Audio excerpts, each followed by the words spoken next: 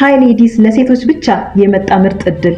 ቢዝነስ ላለሽ አነስተኛ ሊሆን ይችላል፣ መካከለኛ ሊሆን ይችላል፣ ስትራግል እያደረግሻለ ይሄ ኦፖርቹኒቲ ላንቺ ነው። ሆርን ኦፍ አፍሪካ ዲጂታል ማርኬቲንግ ፕሮጀክት ለሴቶች ባወጣው እድል መሰረት ተጠቀሚ።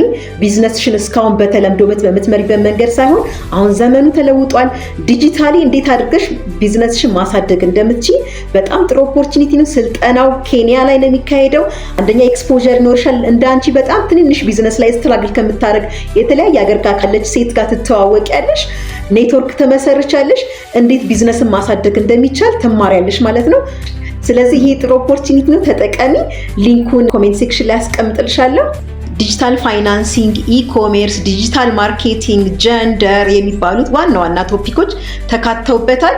በዛውም ደግሞ ዋናው እኔ እንደ ትልቅ ኢምፖርታንት ነው ብዬ የምቆጥረው ኔትወርኪንግ ነው። ኔትወርክ ታደርጊያለሽ፣ የተለያዩ ስትራግል ከሚያደርጉ ቢዝነስ ኦነር ሴቶች ጋር ትተዋወቂያለሽ ማለት ነው። ጥሩ እድል ነው። የስልጠናው ዴድላይን ጁን 5 ላይ ያበቃል። እዛ ላይ አፕሊኬሽን ፎርሙን ልክልሻለሁ። አፕላይ ስታደርጊ የቢዝነስ ላይሰንስሽን አታች ታደርጊያለሽ ማለት ነው። ይህን ኦፖርቹኒቲ ተጠቀሚበት። ፔጃችንን ግን ፎሎ ማድረግ እንዳትረሺ። እናመሰግናለን።